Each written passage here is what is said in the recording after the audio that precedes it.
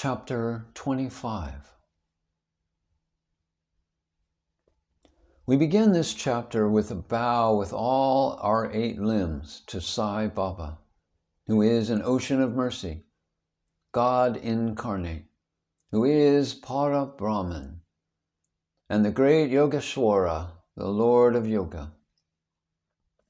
Victory be unto Sai Baba, who is the crest jewel of the saints, who is the home of all auspicious things, who is our Atma Ram, our dear self, and who is the able refuge of the devotees. We prostrate ourselves before him, who has attained the aim and end of life. Sai Baba is always full of mercy. What is wanted on our part is wholehearted devotion to him. When a devotee has got firm faith and devotion, his wishes are soon fulfilled. When the desire arose in the mind of Hemadpant to write the life and leelas of Sai Baba, he immediately got it written by him. When the orders to keep the memos was given, Hemadpant was inspired and his intellect got strength and boldness to undertake and finish the work. He was not qualified to write the work, but the gracious blessings of Baba enabled him to complete the undertaking. Thus you have this Satcharitra, which is our Somakant jewel, from which nectar in the form of Sai leelas oozes out for the listeners to drink to their heart's content. Whenever a devotee had complete and wholehearted devotion to Sai Baba, all his calamities and dangers were warded off and his welfare attended to by Baba. The story of Damodar Savalaram Rasani illustrates the above statement. He was known as Damu Anna. The listeners are aware that a mention of this gentleman was made in an earlier chapter, I think it was the 6th, regarding the celebration of the Rama Navami festival in Shirdi. Damu Anna went to Shirdi about the year 1895, when the Rama Navami celebration began, and from that time he has been providing an ornamental flag for that occasion every year. He also feeds the poor and the fakirs that come there for the festival. A Bombay friend of Damu Anna wrote to him that they should do some cotton speculation business in partnership, which would bring them about 2 lakhs of rupees as profit. Damu Anna says in his statement made about the year 1936 to Narasimha Swami that the proposal about speculating at Bombay in cotton was from a broker who was not to be a partner, and that Damu Anna was to be the sole adventurer. The broker wrote that the business was good and involved no risk, and that the opportunity should not be lost. Damu Anna was oscillating in his mind. He could not at once determine to venture in the speculation. He thought about this, and as he was a devotee of Baba, he wrote a detailed letter to Shama giving all the facts and requested him to consult Baba and take his advice in the matter. Shama got the letter the next day, and when he came with it at noon to the masjid and placed it before Baba, he asked Shama what was the matter and what the letter was about. And he replied that Damu Anna of Nagar wanted to consult Baba about something. And Baba said, "What does he write and what does he plan? It seems that he wants to catch the sky and that he is not content with what God has given him. Read his letter."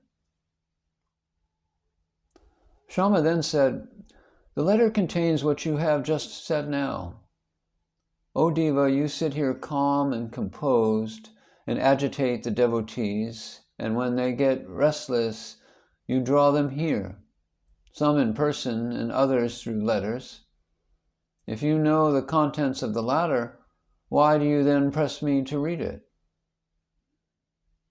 And Baba said, "O Shama, read it please. I speak at random, and who believes me?" Then Shama read the letter, and Baba heard it attentively and said feelingly, "The Shet Damu Ana has gone mad. Write to him in reply that nothing is wanting in his house. Let him be content with the half loaf of bread he has now, and let him not bother himself about locks." Shama sent the reply which Damu Ana was anxiously waiting for. Reading it, he found that all his hopes and prospects about lakhs of rupees as profit were dashed to the ground. He thought that he had done a mistake in consulting Baba. But as Shama had hinted in the reply that there was always much difference in seeing and hearing, therefore he should come to Shirdi personally and see Baba. He thought it advisable to go to Shirdi and consult Baba about the affair. So he went to Shirdi and saw Baba, prostrated himself before him, and sat shampooing his legs. He had no courage to ask Baba openly about the speculation, but he thought in his mind that it would be better if some share in the business should be assigned to Baba, and said in his mind that if Baba were to help him in the transaction, he would surrender some share of profits to him. Damu Ana was thus thinking secretly in his mind about this, but nothing was veiled from Baba. Everything past, present, and future were clear to Baba as an amalaka fruit in hand. A child wants sweets, but its mother gives bitter pills. The former spoils its health, while the latter improves it. So the mother, looking to the welfare of her infant, coaxes it and gives it bitter pills. Baba, like the kind mother that he was, knew the present and future prospects of his devotees, and therefore, reading Damu Ana's mind, he openly spoke to him, saying, "Bapu, I do not want to be entangled in any such worldly things, such as sharing profits." Seeing Baba's disapproval, Damu Ana dropped the enterprise. Then he thought of trading in grain, rice, and wheat, and other things. Baba read also this thought and said to him, "You will be buying at 5 seers and selling at 7 seers a rupee." So this business was also given up. The rice and the prices of grains was kept up for some time, and Baba's prophecy seemed to be falsified. But in a month or two there was an abundant rain everywhere, and the prices suddenly fell down, and therefore those who stored grain suffered a severe loss. Damu Ana was saved from his fate. Needless to say that the cotton speculation, which was conducted by the broker with the help of another merchant, also collapsed with a severe loss to the adventurers. After seeing that Baba had saved him from 2 severe losses in cotton and grain speculation, Damu Ana's faith in Baba grew strong, and he remained a true devotee of Baba till his passing away. The Amra Leela, the Mango Miracle. Once a parcel of about 300 good mangoes was received at Shirdi. It was sent from Goa by one Mamlatdar named Murali to Sai Baba in the name of Shama. When it was opened, all the mangoes were found to be in a good condition. They were given in Shama's charge, and only 4 were retained and placed in a pot by Baba. He said that these 4 fruits are for Damu Ana. Let them lie there. This Damu Ana had 3 wives. According to his statement mentioned earlier, he had not 3 but 2 wives only. He had no issue. He consulted many astrologers and himself studied astrology to some extent. and found that as there was an inauspicious planet in his horoscope, there was no prospect of any issue to him in this life. But he had great faith in Baba. When he went to Shirdi 2 hours after the receipt of the mango parcel for worshipping Baba, he said, "Though other people are looking for the mangoes, they are damyas. He whose they are should eat and die." Dhammu Anu, on hearing these words, was first shocked. But on a prominent Shirdi devotees explaining to him that death meant the death of the little self or ego, and to have it at Baba's feet was a blessing, and he said that he would accept the fruits and eat them. But Baba said to him, "Do not eat yourself, but give them to your junior wife. This Amra Leela will give her 4 sons and 4 daughters." He was referring to the mango miracle of the 4 mangoes. This was done, and ultimately in due course it was found that Baba's words turned out true and not those of the astrologers. Baba's speech established its efficacy or greatness while Baba was living in the flesh. But wonder of wonders, it did the same even after his passing away.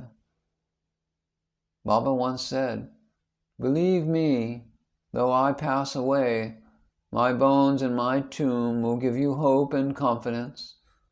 Not only myself, but my tomb would be speaking, moving, and communicating with those who would surrender themselves wholeheartedly to me. Do not be anxious that I would be absent from you. You will hear my bones speaking and discussing your welfare. But remember me always. Believe in me heart and soul, and then you will be most benefited."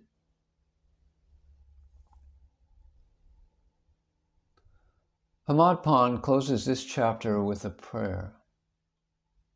"O Sai Sadguru, the wish-fulfilling tree of the Bhaktas, let us never forget and lose sight of your feet. We have been troubled with the ins and outs, the births and deaths in this samsara. Now free us from this cycle of births and deaths. Restrain us from the outgoing of our senses to their objects, and introvert us and bring us face to face with the Atman.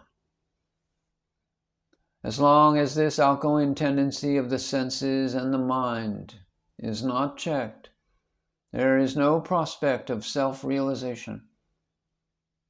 Neither son or wife nor friend will be of any use in the end. It is only you who will give us salvation and happiness. Destroy completely our tendency for discussions and other evil matters, such as gossip. Let out tongue, get a passion for chanting your name. Drive out our thoughts, good or otherwise, and make us forget our bodies and houses, and do away with our egoism. Make us ever remember your name, and forget all other things. Remove the restlessness of our mind, and make it steady and calm. If you just clasp us, the darkness of night of our ignorance will vanish, and we shall live happily in your light. That you made us drink the nectar of your leelas and awakened us from our slumber is due to your grace and our store of merits in past births.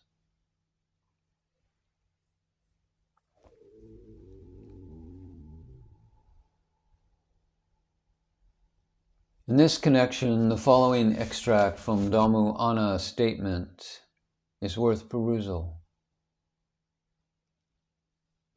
Once when I sat at his feet along with many others, I had 2 questions in my mind, and he gave answers to both.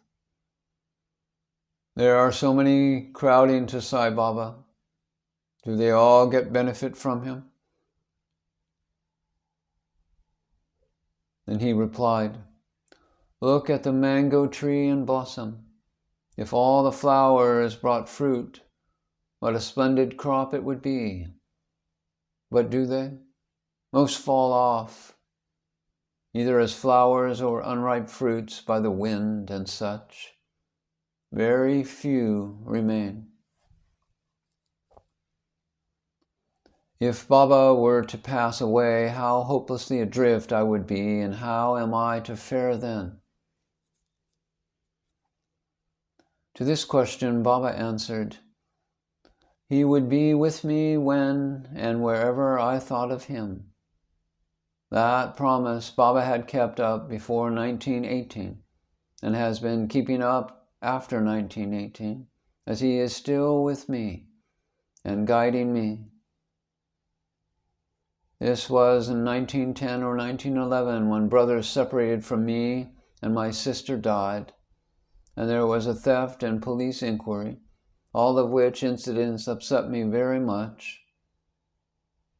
When my sister died, my mind was much upset. I did not care for life and enjoyments. When I went to Baba, he pacified me with his upadesh and made me eat a feast of Puran Poli at Appa Kulkarni's house and get pasted with sandalwood. There was a theft in my house. A 30-year friend of mine stole my wife's jewel box, including her auspicious nose ring. I wept before Baba's photo.